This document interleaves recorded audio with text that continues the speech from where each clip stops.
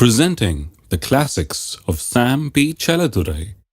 Sam P. Chaladurai அவர்களின் போதனை களஞ்சியத்திலிருந்து.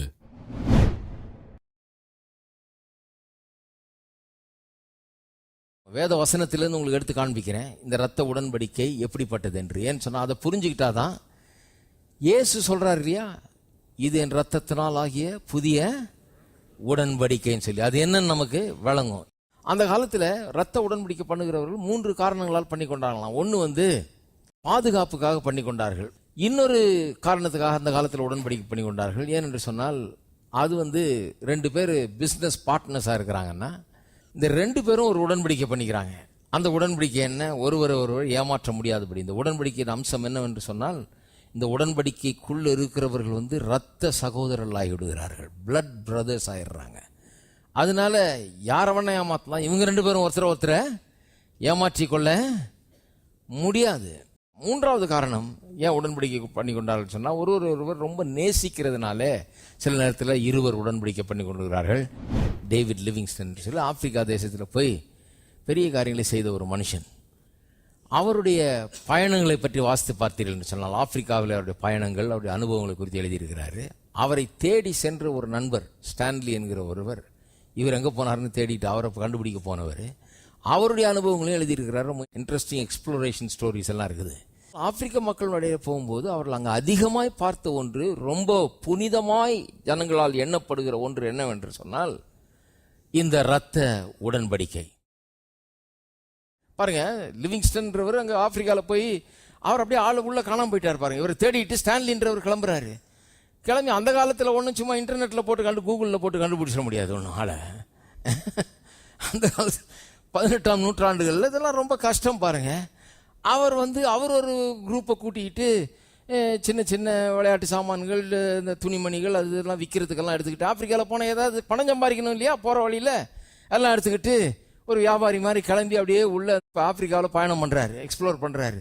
லிவிங்ஸ்டனை தேடி போகிறாரு. பாருங்க, போனால் ஒவ்வொரு இடத்துலையும் பிரச்சனையாம். பாருங்க, கொண்டு போய் பொருள்லாம் இறக்கி வச்சுட்டு அப்படி போயிட்டு வரதுக்குள்ளே அவனை தூக்கிட்டு போயிடுவானா. ஏதாவது ஒரு 4 பொருள் காணாமல் போயிடுமா, தூக்கிட்டு போயிட்டு இருக்கும்போதே பின்னாலேருந்து லூட் அடிப்பானலாம். இந்த மாதிரி எங்கே போனாலும் ஒரு எதிர்ப்பு, எங்கே போனாலும் ஒரு யுத்தம், எங்கே போனாலும் ஜனங்க எதிர்த்து நிற்கிறது, ஆப்பிரிக்க ஜனங்க இவங்களுக்கு எதிர்த்து நிற்கிறது. இப்படி ஒரே போராட்டமாக இருந்துதான். இவர் கூட ஒருத்தன் வந்துட்டு இருந்தாலும் பாருங்க, அவன் இங்கிலாந்து தேசத்தில் படித்தவன், ஆப்பிரிக்கனவன் இங்கிலாந்து தேசத்தில் படித்தவன். இவர் மொழிபெயர்ப்புக்காக அவனை கூப்பிட்டு வந்தார், பாஷை தெரியாதனால. அவன் அந்த பழக்க வழக்கங்களை நன்கு அறிந்து வைத்தவன். இவர் படுற கஷ்டத்தை பார்த்து அவன் சொன்னானா, ஏன் மிஸ்டர் ஸ்டான்லி நீங்கள் ஒரு உடன்படிக்கை பண்ணிக்க கூடாதா அப்படின்னா. இவர் கேட்டாரான், என்னையா உடன்படிக்கை என்னாரான், அது என்ன உடன்படிக்கை, அது என்ன கவனன்ட்டு அப்படின்னாரான். அது ஒன்றும் இல்லை, ஒருத்தர் ரத்தத்தை ஒருத்தர் குடிக்கணும் அவ்வளோதான் அப்படின்னா. ஐயையோ, இது என்ன காட்டு மிராண்டித்தனமாக இருக்குது, அவலட்சணமாக இருக்குது, அதெல்லாம் நாங்கள் பண்ண மாட்டோம், நாங்கள் வெள்ளைக்காரங்க இங்கிலாந்து தேசத்துலேருந்து வந்திருக்கிறோம், யார் ரத்தத்தையும் நாங்கள் ஒன்றும் குடிக்க மாட்டோமாக்கும், எங்கள் மதத்தில் இது கிடையாதாக்கும், கிறிஸ்டியானிட்டியில் இது ஒவ்வாதாக்கும், இது ஹீதன் ப்ராக்டிஸ் ஆக்கும், இதை நான் பண்ண மாட்டேனாக்கும் அப்படின்ட்டாரான். சரிட்டு பேசாமல் விட்டானா. அப்புறம் போகிற இடம்லாம் பிரச்சனை, எங்கேயும் முன்னேறவே முடியல, எந்த பக்கம் திரும்ப முடியல, பசி பட்னி, அங்கே எதையும் விற்க முடியல, வாங்க முடியல, வியாபாரம் பண்ண முடியல, சக்ஸஸ்ஃபுல்லாக போய் ஒரு ரெஸ்ட் கூட எடுக்க முடியல. ஏன்னா எவன் கொல்லுவான், எப்போ விரோதி வருவான்ற பார்த்துக்கிட்டே இருக்க வேண்டியதாக இருக்குது தோளுக்கு மேலே. அவர் சொன்னாராம் திருப்பி அந்த ஆள் மொழிபெயர்ப்பாளர், ஏங்க நான் சொல்கிறேன் இல்லையா உடன்படிக்கை பண்ணிங்கன்னு அப்படின்னா. இவர் கேட்டாராம், உடன்படிக்கை பண்ணுறதுல என்னையா லாபம் இருக்குது, சும்மா உடன்படிக்கை பண்ணிக்கன்றிய என்ன லாபம் இருக்குது அதில் அப்படின்னு கேட்டாராம். அப்போ அவன் சொன்னான்னா, உடன்படிக்கை பண்ணிக்கிட்டீங்கன்னா, ஒரு ட்ரைபோட உடன்படிக்கை பண்ணிக்கிட்டீங்கன்னா, அந்த சீஃபோட உடன்படிக்கை பண்ணிட்டீங்கன்னா அந்த ஆளுக்கு உரியதெல்லாம் உங்களுடையதாகிவிடும். அதுக்கப்புறம் உங்களுக்கு எதிர்ப்பே இருக்காது. அந்த ட்ரைப் மத்தியில் நல்லா நீங்கள் வியாபாரம் பண்ணலாம், உங்கள் பொருள் எல்லாம் விற்கலாம், அவங்க உங்களுக்கு ஒத்தாசை பண்ணுவாங்க, உங்களுக்கு ஒரு பொருள் காணாமல் போகாது, ஒருத்தன் திருட மாட்டான். ஏன்னா உடன்படிக்கையின் சகோதரத்தில் திருடுறவன் கொல்லப்படத்தக்கவன் இருக்குது, கொன்னுடுவாங்க அவனை. உடன்படிக்கை பண்ணிட்டா அவன்ட்டு திருடக்கூடாது, வேற அவன்கிட்டயா திருடலாம் ஒழிய உடன்படிக்கையின் சகோதரன்ட்டு திருட கூடாது அப்படின்னு இருக்குது. நிறைய பாதுகாப்பு இருக்குது, நிறைய நன்மைகள் இருக்குது இதில். அதனால நீ உடன்படிக்கை பண்ணிக்கேன்னு சொல்லி கொடுத்துருக்குறான். உடனே சரின்னு இவர் ஒத்துக்கிட்ட உடனே இந்த உடன்படிக்கை பண்ணுறதுல கூட நீ ஒன்றும் குடிக்க வேணாம், நீ ஒன்றும் பண்ண வேணாம்ப்பா, ஒரு சப்ஸ்டிடியூட் வச்சு பண்ணிக்கலாம் உனக்காக. நம்ம குரூப்புக்கு ஒரு ஆள் ரெப்ரசன்டேட்டிவ், அந்த ட்ரைபுடைய குரூப்புக்கு ஒரு ஆள் ரெப்ரசன்டேட்டிவ். குறிப்பாக இந்த நேரத்தில் வந்து ஒரு பெரிய ஒரு பயங்கரமான ட்ரைபை எதிர்த்து வந்திருக்கிறாங்க இவங்க. அந்த ட்ரைப் வந்து இவங்களை ரொம்ப எதிர்த்து போராடுது. ரொம்ப பவர்ஃபுல் ட்ரைப் அது. அதில் இருக்கிற சீஃப் வந்து ரொம்ப பொல்லாத ஆள், கொடூரமான ஆளாம். கண்டிப்பாக பண்ணிக்க உடன்படிக்கை, இல்லைன்னா தேர மாட்டேன்ட்டானா. சரின்னு சொல்லி உடன்படிக்கை பண்ணுவோன்னு இறங்கி இருக்கிறாங்க. இறங்கி இவர் ஒரு வெள்ளைக்காரனை ரெப்ரசன்டேட்டிவாக நிறுத்திருக்காரு, இவங்க கூட வந்த ஒரு வாலிபனை. அந்த சீஃப் வந்து அவர் ஒரு பிரின்ஸை கொண்டாந்து அவங்க நாட்டின் சார்பில் ஒரு ரெப்ரசன்டேட்டிவாக நிறுத்தியிருக்காரு. முதல்ல ஒரு செஷன். என்ன செஷன்னா, அந்த சீஃப் வந்து கேள்விகள் கேட்டாராம். எதுக்காக நீ உடன்படிக்கை பண்ணிக்கிற? நீ நோக்கம் என்ன? நீ யாரு? நீ ஒழுங்கான ஆளா? உடன்படிக்கையின்படி செய்வியா? சொல்கிறதெல்லாம் செய்வியா கரெக்டா? இதன்படி நடந்து கொள்வியா என்று கேட்டானாம் பாருங்க. கேட்டு எல்லாம் திருப்தியாகி அதன் பிறகு கிஃப்ட்ஸு பரிமாறிக்கணும். ஒருத்தருக்கு ஒருத்தர் தங்களுடைய வெகுமதிகளை கொடுத்து கொள்ளணும். வெகுமதிகளை கொடுத்து கொள்ளணும்னு சொல்லி கொடுக்க ஆரம்பித்தா, இவர் வந்து சரி அதை கூட இதை கூடன்னு கேட்டிருக்காரு. ஆனால் அவன் ரொம்ப கைதேர்ந்தவனாக இருக்கான். அவன் பார்த்தான், இவர்கிட்ட ஒரு நல்ல அழகான வெள்ளை ஆடு ஒன்று இருந்தது, அதுதான் கொஞ்சம் உருப்படியாக இருந்தது, அதை கொடுன்னானா. யார்? இந்த வெள்ளைக்காரன்ட்ட. ஆனால் அந்த வெள்ளைக்காரன் ஏன் அதை வச்சுருக்காருன்னு சொன்னால், அந்த ஆளுக்கு ஸ்டமக் அல்சர். அந்த ஆப்பிரிக்கன் ஃபுட்டை சாப்பிட முடியல, எந்த ஆகாரமும் அவருக்கு ஏற்றுக்கொள்ள முடியல, சுகவீனமாக இருக்கார். அவருக்கு சாப்பிடக்கூடிய ஒரே ஆகாரம் ஆட்டுப்பால். அதுக்காக போராடலாம் அந்த ஆட்டை கூட்டிகிட்டு போயிட்டு இருக்கிறாரு. ஆகவே இந்த ஆடு வந்து இருக்கிற சொத்துலேயே ரொம்ப முக்கியமான சொத்து, அதுதான் சாப்பாடு. ஆடை பத்திரமா பார்த்துக்குவாங்க, ஏன்னா அவர் சாப்பாடே அதுதான், அந்த ஆட்டுப்பால் தான். அந்த சீஃப் பார்த்தானா, அந்த ஆடு எனக்கு வேணும்னானா. சொன்னானா, ஐயோ இந்த ஆடை கொடுத்துட்டு நான் என்ன பண்ணுறது? உங்கள் சாப்பாடே என்னை வாயில் வைக்க முடியல, எனக்கு வயிறெல்லாம் புண்ணாயிடுச்சு, இப்படி இருக்கும்போது இந்த ஆட்டை எப்படி தர்றது? அப்போ இது கூட இருந்தவன் சொன்னான், நான் மொழிபெயர்ப்பாடு சொன்னான், இல்லை கொடுத்துரு, கேட்டால் கொடுத்துடணும். அந்த ஆள் கேட்குறான், அதைத்தான் கேட்குறான், வேற எதையும் கேட்க மாட்டாங்கிறான் அவன். அந்த சீஃப் இதைத்தான் வேணுன்றான், நீ கொடுத்துரு அப்படின்னா. சரின்னு அந்த ஆட்டை கொடுத்தானா. ஆட்டை கொடுத்தோன்னா அவன் என்ன பண்ணானா, ஒரு பெரிய கம்பை கொடுத்தானா. அந்த கம்பில் வந்து காப்பர் ஒயர் சுற்றி இருந்துதான். அந்த கம்பை கிஃப்டாக கொடுத்தானா. அவன் பார்த்தானா, என்னையா அது, நான் என் ஆடை கொடுத்துருக்கேன், என் சாப்பாட்டையே கொடுத்துட்டேன், கடைசியில் எனக்கு கிடைத்தது ஒரு கம்பு, இதில் வந்து காப்பர் ஒயர் சுற்றி கிடையாது, இதில் வேல்யூ என்ன? அதை கொடுத்தாவது நான் சாப்பிட்டுட்டாது இருப்பேன், இதை வச்சு நான் என்ன பண்ணுறதுன்னு யோசித்தானா. ஆனால் இதனுடைய அற்புதம் எப்போ வழங்குச்சான், ஒரு ஊராக போகும்போது நுழையும் போது இந்த கம்பை பார்த்த உடனே ஜனங்க அவனுக்கு முன்னால் பணிகிறார்களாம், அவனை வணங்குகிறார்களாம், அவனை ஏற்றுக்கொள்ளுகிறார்களாம், அவனை வரவேற்கிறார்களாம், அவனை உபசரிக்கிறாங்களாம். ஏன்னா இந்த கம்பு யாருடையது? அந்த பெரிய சீஃப் ஒருத்தருக்கான பொல்லாதவன், பயங்கரமானவன், அவனுடையது. அவனுடைய உடன்படிக்கையின் சகோதரன் இவன் என்பதை அது அறிவிக்கிறது. அந்த கம்பனுடைய வேல்யூ பிறகுதான் அவனுக்கு தெரிந்த, அழகு இந்த கம்புல இவ்வளவு விஷயம் இருக்குதான்னு. அந்த கம்பை தான் முன்னால் இப்படி காமிச்சிட்டு போகலாம், போகிற வழியெல்லாம். ஏன்னா இந்த கம்பு தான் ரொம்ப முக்கியம். அந்த கம்பில் அவ்வளவு ஒரு பெரிய பவர் பாருங்க. அப்புறம் கடைசியில் எல்லா உடன்படிக்கையிலும் பண்ணுற மாதிரி வெட்டி ரத்தம் வர வச்சு அந்த சொட்டு சொட்டு அந்த ரத்தத்தை ஒயின் கப்பில் விழ வச்சு 2 பேருடைய ரத்தத்தை 2 பேரையும் குடிக்க வச்சாங்களாம். குடிக்க வச்சுட்டு அவர்கள் 2 பேரும் பிளட் பிரதர்ஸா, ரத்த சகோதரர்களாக மாறிவிட்டார்கள். 2 பேரும் சப்ஸ்டிடியூட்ஸ். இந்த ஸ்டான்லியுடைய குரூப்புக்கு ஒரு சப்ஸ்டிடியூட், ஒரு பதிலாள். அந்த ட்ரைபினுடைய சீஃபினுடைய அந்த குரூப்புக்கு அவன் ஒரு பதிலாள். எல்லாரும் பண்ணலை, ஒருத்தரும் ஒருத்தரோட பண்ணிக்க வேண்டியதில்லை, ஒருத்தன் பண்ணால் போதும், அந்த குரூப்புக்கே அது பொருந்தும். பண்ணிட்டு கன் பவுடர் போட்டாங்க அந்த இடத்துல. அந்த வடு வந்து நல்ல ஹைலைட் ஆகி நல்லா தெரிகிற மாதிரி இருக்கும்படியாக, அவர்கள் கவர்ன் பண்ணியிருக்கிறாங்கன்றது தெரிகிறபடி இருக்கும்படியாக போட்டாங்களாம். போட்டுட்டு அந்த இடத்துல ஒரு மரத்தை நட்டாங்களாம். ஏன்னா மரம் ரொம்ப நாள் இருக்கும். அது மாதிரி இந்த உடன்படிக்கையும் ரொம்ப நாள், நீண்ட நாள் இருக்கக்கூடிய உடன்படிக்கை என்பதை காட்டுறதுக்காக ஒரு மரத்தை நட்டார்களாம். அதை நட்ட உடனே அந்த சீஃப் வந்து அங்கே முன்னால் நின்னானாம் பாருங்க. நின்று எல்லாரையும் கூப்பிட்டான், எல்லாம் இங்கே வா, இப்போ ஸ்டான்லி கிட்ட நீ வந்து கொடுக்கலாம், வாங்கலாம், வியாபாரம் பண்ணலாம், அவரோட ஒத்துழைக்கலாம், அவருக்கு வழிகாட்டலாம், அவர் கூட போகலாம், அவருக்கு உதவி செய்யலாம், எல்லாம் பண்ணலாம். அவருக்கு விரோதமாக ஒன்றும் பண்ணக்கூடாது, அவருக்காக நீ எல்லாம் பண்ணலாம் அப்படின்னு சொல்லி அறிவிப்பை கொடுத்தானாம் பாருங்க. உடனே வியாபாரம் நடக்க ஆரம்பிச்சிருச்சான், பொருள்லாம் நல்லா விற்க ஆரம்பிச்சிருச்சான், ஜனங்கள்லாம் பெரிய ஒத்தாசை பண்ண ஆரம்பிச்சிட்டாங்களாம். சாமான்லாம் வச்ச இடத்துல அப்படியே இருக்குதான், ஒருத்தனும் தொட மாட்டானா, யாரும் திருட மாட்டானா, எல்லாம் அப்படியே இருக்குதான். ஏன்னா அந்த உடன்படிக்கையினுடைய வலிமை, அதனுடைய புனித தன்மை, அந்த உடன்படிக்கை அவ்வளவு ரொம்ப பிரமாதமானதாக இருக்கிறது.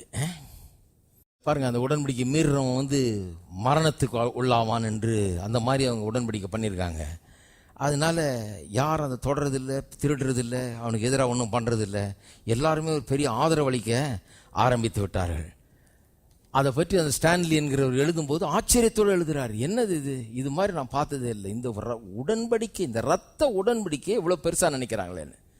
அவருக்கு அதை பைபிளோட கனெக்ட் பண்ண தெரியல. அவருக்கு பைபிளோட கனெக்ட் பண்ணி அதனால தான் ரத்த உடன்படிக்கை அடிப்படையாக வைத்து நம்முடைய சத்தியங்கள் இங்கே சொல்லப்படுகிறது என்பது அவருக்கு தெரியவில்லை. அதில் இன்னொரு முக்கியமான ஒரு காரியம் என்னன்னா, இந்த ரத்த உடன்படிக்கையை பண்ணி இவங்க 2 பேரும் ரத்த சகோதரர்கள் என்று அறிவிக்கப்பட்டவுடன் அந்த பிரீஸ்டுடைய சைட்லேருந்து ஒருத்தன் வந்து முன்னால் வந்து நின்று இந்த ஆளை பார்த்து, இந்த வெள்ளைக்காரனை பார்த்து சபிக்கிறானாம் பாருங்க. சாப வார்த்தைகளை அப்படி கூறுறானா.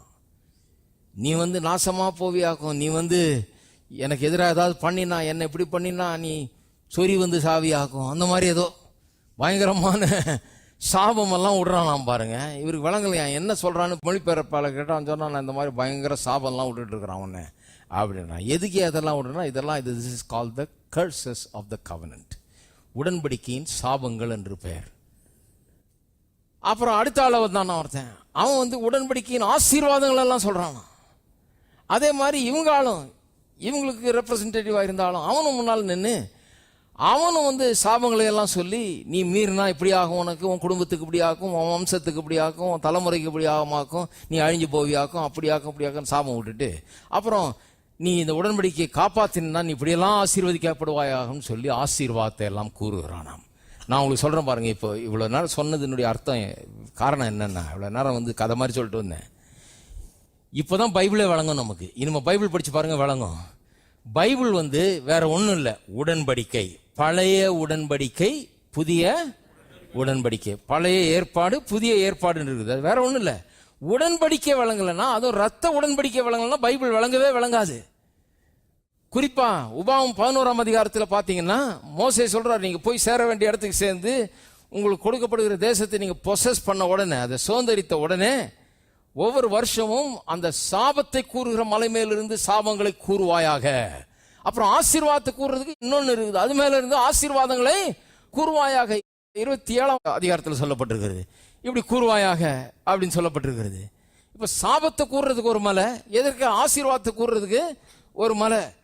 இங்க 2 மலையிலும் 2 ஆள் நின்றுட்டு ஒவ்வொரு வருஷமும் இது ஒரு பெரிய சம்பிரதாயம் மாதிரி செய்து கொண்டிருந்தார்கள்.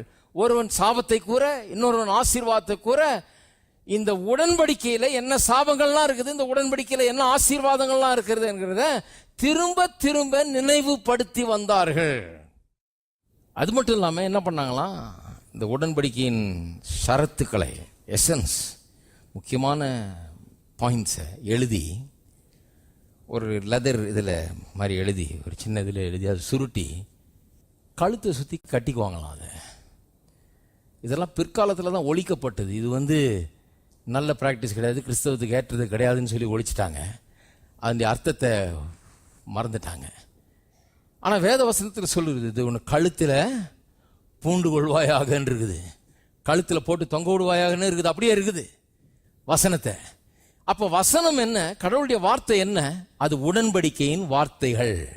அதனுடைய வாக்கு தத்தங்கள் என்ன, உடன்படிக்கையின் வாக்கு தத்தங்கள். உடன்படிக்கையின் மூலமாய் கொடுக்கப்பட்ட அந்த வார்த்தைகள். அது இதுல என்னன்னா, புதிய உடன்படிக்கைக்கு வரும்போது நான் உங்களுக்கு காமிப்பேன். புதிய உடன்படிக்கையில் என்னன்னா, மரத்திலே தூக்கப்பட்டவன் எவனும் சபிக்கப்பட்டவன் என்று எழுதியிருக்கிறபடி கிறிஸ்து நமக்காக சாபமாகி நியாய பிரமாணத்தின் சாபத்திலிருந்து நம்மை நீங்களாக்கி மீட்டு கொண்டார். இந்த சாப மலையிலிருந்து சாபத்தை கூறினாங்க பாருங்க, இப்போ அது கிடையாது. ஏன்னா அந்த சாபத்திலிருந்து தான் நம்மை அவர் மீட்டு கொண்டார். அந்த சாபம் நீங்கிறது. சாபம் நம்முடையதல்ல, நாம் ஆசீர்வாதத்தை பெற்றவர்களாக நாம இருக்கிறோம். இதை செவுத்துல எழுதி தொங்க விட சொல்லி இருக்குது, இதை கழுத்துல பூண்டுக சொல்லி இருக்குது, இதை கண்ணுக்கு முன்னால வைக்க சொல்லி இருக்குது, இது இருதயத்தில் வைக்க சொல்லி இருக்கிறது. ஏனென்றால் இவைகள் எல்லாம் உடன்படிக்கையின் வார்த்தைகள். வானமும் பூமியும் மாறினால் இது மாறாது. இந்த உடன்படிக்கை மாறாத ஒரு உடன்படிக்கை. அதனால எபிரேய புஸ்தகத்தில் சொல்லப்பட்டிருக்கு, 2 பேர் உடன்படிக்கை பண்ணி அது உறுதிப்படுத்தப்பட்டால் அது மாற முடியாது. மனிதர் மத்தியில செய்யப்படுகிற உடன்படிக்கை கூட 2 பேர் பண்ணி அதை கன்ஃபார்ம் பண்ணிட்டாங்கன்னா அது மாற முடியாது. அப்படியானால் கர்த்தாதி கர்த்தன் தேவாதி தேவனால் பண்ண உடன்படிக்கை, அதில் சொல்லப்பட்ட ஆசீர்வாதங்கள் வானமும் பூமியும் ஒளிந்தாலும் மாற முடியாது. என்ன வந்தாலும் மாற முடியாது. பாருங்க, அது சொல்லப்பட்ட வார்த்தைகள், நமக்காக சொல்லப்பட்ட வார்த்தைகள். அதில் இப்போ ஆசீர்வாதங்கள் மட்டும்தான் இருக்குது. சாபத்தை எல்லாம் இயேசு ஒழித்து விட்டார். சாபத்துக்குரிய காரியங்கள் நம்ம கிட்ட வந்து தலை தூக்கும் போது இயேசுவின் நாமத்தில் அதை எதிர்த்து நாம நிற்க வேணும். நாம எதிர்த்து நிற்க வேணும். உலகத்தில் சாபம் இருக்கலாம், ஆனால் நமக்கு சாபம் கிடையாது. ஏனென்றால் நாம் உடன்படிக்கைக்குள்ள இருக்கிற மக்கள். இயேசுவின் நாமத்தில் நாம் அதை எதிர்த்து நிற்க வேண்டும். அந்த சாபங்கள் நம்மை விட்டு நீங்குகின்றன. அவருக்குடையதெல்லாம் என்னுடையதாகிவிட்டது. இது பாருங்க, இது யோசித்து பார்த்தா இது ஆச்சரியத்திலும் பெரிய ஆச்சரியம். அவருடையதெல்லாம் என்னுடையதெல்லாம் சொல்லுங்க, தேவனுடையதெல்லாம் என்னுடையது. பவுல் அப்படியே சொல்றாரு, தேவனுடையதெல்லாம் நம்முடையதான். நாம் கிறிஸ்துவனுடையவர்கள், கிறிஸ்து தேவனுடையவர் அப்படின்னு வேதவசனம் சொல்லுகிறது. எல்லாம் நம்முடையது. இதெல்லாம் உடன்படிக்கையின் வார்த்தைகள். இதெல்லாம் சும்மா இண்டிபெண்டா சொல்லப்படலை. இதெல்லாம் புதிய உடன்படிக்கையின் அடிப்படையில் சொல்லப்பட்டிருக்குது. கல்வாரி சிலுவையில் சிந்தப்பட்ட ரத்தத்தின் அடிப்படையில் அங்கே நம்முடைய பிரதிநிதியாக நின்று ரத்தம் சிந்தி விட்டு அப்புறம் சொல்றாரு இந்த வார்த்தைகளை. இயேசுவை பற்றி விசேஷம் என்னன்னா, இயேசு சிந்தின ரத்தம், அவர் சொல்றாரு இல்லையா, இது என் ரத்தத்தினால் ஆகிய புதிய உடன்படிக்கை. அவர் ரத்தம் சிந்தின போது உடன்படிக்கை நடக்கிறது. எப்படி உடன்படிக்கை நடக்கிறது? அங்க தேவனும் இருக்கிறார், மனுஷனும் இருக்கிறான். எப்படி இருக்கிறான்? இயேசுவே தேவன், இயேசுவே மனுஷன். அவர் சிந்தின ரத்தம் தேவனுடைய ரத்தம். ஹலோ, இயேசு சிந்தின ரத்தம் தேவனுடைய. வேதவசனம் சொல்லுது பாருங்க, தமது சொந்த ரத்தத்தினாலே ஜனங்கள் என்ன பண்ணாராம், தேவன் மீட்டு கொண்டாருன்னு இருக்குது. அப்ப இயேசு சிந்தின ரத்தம் தேவனுடைய ரத்தம். ஏனென்றால் அவருடைய சரீரத்தில் ஓடினது தேவனுடைய ரத்தம். அதே நேரத்தில் அவர் மரியாளுடைய வயிற்றில் பிறந்ததுனால, அவர் மனிதனாகவும் இருந்தபடினாலே அவர் சிந்தின ரத்தம் மனிதனுடைய ரத்தமாகவும் இருந்தது. அப்ப இயேசு ரத்தம் சிந்தும் போது அங்க தேவனும் ரத்தம் சிந்துகிறார், மனிதனும் ரத்தம் சிந்துகிறான். என்ன பெரிய அற்புதம் பாருங்க. அதான் உடன்படிக்கை. அங்க நடக்குது உடன்படிக்கை. தேவனும் மனிதனும் அங்கே ஒன்றை வர்றாங்க. ஆகவேதான் தேவன் மனிதனானார். ஆகவேதான் இயேசு மூலமா அந்த உலகத்துக்கு வந்தார். தேவனுடைய ரத்தம் சிந்தப்படுகிறது, மனிதனுடைய ரத்தம் சிந்தப்படுகிறது. ரெண்டு பேரும் உடன்படிக்கை அங்கே செய்து கொள்கிறார்கள்.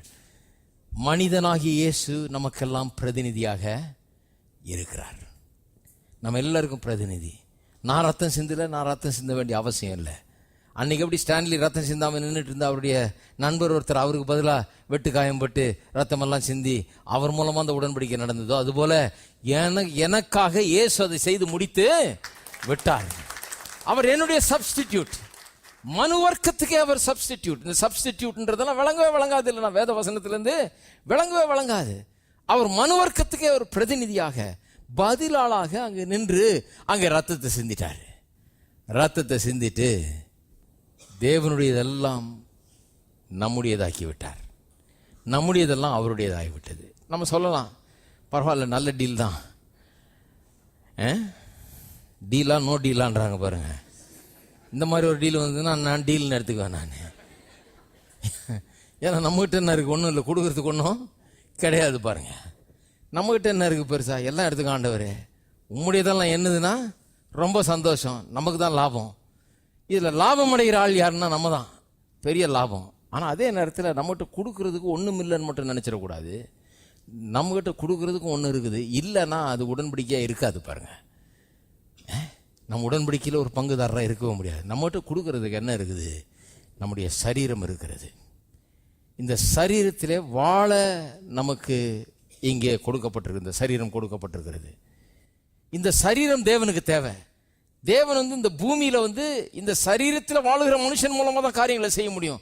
அதனால நாம் அவருக்கு தேவை. அவர் சொல்றாரு, நீ ஒன்னை என்கிட்ட கொடு, உன்னுடைய சரீரத்தை என்கிட்ட கொடு, உன் கையை, உன் காலை, உன்னுடைய இருதயத்தை, உன் மனதை, உன் நாவை எல்லாத்தையும் என்கிட்ட கொடு. நான் அதை உபயோகப்படுத்தினேன் என்னுடைய வேலையை செய்யறதுக்கு. உன்னுடைய எல்லாவற்றையும் என்னிடத்துல கொடு. எத்தனை பேர் சொல்றீங்க கொடுக்கலாங்க? பரவாயில்ல நான் கொடுத்துட்றேன். என் கை, கால், என்னுடைய இருதயம், என்னுடைய மனது, என்னுடைய நாவு, என்னுடைய உள்ளம் எல்லாத்தையும் தேவன்கிட்ட கொடுக்குறேன் நான்.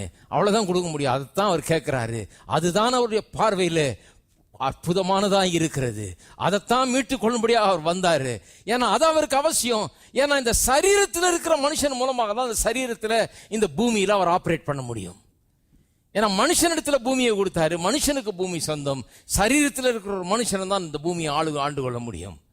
அப்ப இந்த பூமியை ஆண்டு வழி நடத்த, இதை கட்டுப்பாட்டுக்குள்ள கொண்டு வர, இதை சரிப்படுத்த எல்லாத்துக்கும் ஒரு மனுஷன் என்ன பண்றாரு, எடுத்து உபயோகப்படுத்துறாரு. அதனால என்ன சொல்றாரு, உங்களை என்ன சொல்றாரு, நீ என்னிடத்துல வா, உன்னை என்னிடத்துல ஒப்படை. எத்தனை பேர் சொல்றீங்க ஆண்டவரத்தில் நீங்க ஒப்படைச்சிருக்கிறீங்கன்னு சொல்லி? உங்களை ஒப்படைச்சிருக்கீங்களா? கர்த்தர் உங்களிடத்துல வேற ஒன்றும் கேட்கல. உங்களிடத்துல இருக்கிற வெள்ளி அவருக்கு தேவையில்லை, உங்களிடத்துல இருக்கிற பொண்ணு தேவையில்லை, உங்களிடத்துல இருக்கிற பணம் அவருக்கு தேவையில்லை, உங்களிடத்துல இருக்கிற எதுவும் அவருக்கு தேவையில்லை. பாருங்க, ஏதோ அவருக்கு ஒரு பெரிய ப்ரெஷஸா தெரியல, அவருக்கு விலையேறப்பட்டதா தெரியல. அவருக்கு எது விலையேறப்பட்டதா தெரியுது? அவருக்கு நம்முடைய உள்ளம், நம்முடைய மனம், நம்முடைய சரீரம், நம்முடைய கைகள், நம்முடைய கால்கள், நம்முடைய நாவுகள், இதெல்லாம் அவருடைய ஆயுதங்களாக இந்த உலகத்திலே பயன்பட வேண்டும். அவர் அதன் மூலமாய் கிரியை செய்ய வேண்டும். அவர் சொல்ற, அதெல்லாம் என்கிட்ட கொடு, நான் என்னதெல்லாம் உங்ககிட்ட கொடுக்குறேன். என்ன அற்புதம் பாருங்க. இதெல்லாம் அவர்கிட்ட கொடுத்துட வேண்டியதுதான். இப்ப ஹலோ இருக்கிறீங்களா? நான் லொட இஷ்டப்பட்டதான பேச விடக்கூடாது. ஏன்னா இப்ப யாருக்கு சொந்தம்? அது கர்த்தருக்கு சொந்தம். சரீரம் கண்டதையும் செய்ய அனுமதிக்க முடியாது. இந்த சரீரத்தை கொண்டு கண்டதையும் செய்ய முடியாது. பாவ காரியங்களை செய்ய முடியாது, ஈடுபட முடியாது, தப்பான காரியங்களை கையை வைக்க முடியாது இந்த சரீரத்தை கொண்டு. ஏன்னா இந்த சரீரம் யாருடையது? வேதம் சொல்லுகிறது சரீரம் கர்த்தருடையது என்று சொல்றாரு. பரிசுத்தம்லாம் அங்க வந்துருது பாருங்க. பரிசுத்த வாழ்க்கையெல்லாம் கஷ்டம் இல்லாம போயிடுது. அங்க வந்துடுது. இது கர்த்தருக்கு சொந்தம். நான் கர்த்தர்கிட்ட கொடுத்துட்டேன். என்னுடையதெல்லாம் அவருடையது ஆயிடுச்சு. இது அவருக்கு சொந்தம். அவருடைய ஒரு ஆயுதம் இது. அவருடைய ஒரு கருவி இது. இது அவருக்காக பயன்படுகிற ஒரு கருவியா இருக்கிறது. அவ்வளவுதான். இது என்னுடைய உள்ளத்தை அவர்கிட்ட கொடுத்துட்டேன், என்னுடைய மனதை அவர்கிட்ட கொடுத்துட்டேன், என் நாவை அவர்கிட்ட கொடுத்துட்டேன், என்னுடைய அங்கங்களை கொடுத்துட்டேன், அவயவங்களை கொடுத்துட்டேன், என்னுடைய கைகாலில் கொடுத்துட்டேன், எல்லாத்தையும் கொடுத்துட்டேன். என்னுடைய இந்த உலக வாழ்க்கையை அவரிடத்தில் ஒப்பு கொடுத்து விட்டேன். அவர் என்ன சொல்றாரு, நான் என்னுடையதெல்லாம் உன்னிடத்தில் கொடுத்து விட்டேன். அதனால நான் தரித்திரனா இருக்க வேண்டிய அவசியம் இல்லை. ஏனென்றால் என்னுடைய உடன்படிக்கையின் சகோதரர் பெரிய பணக்காரர்.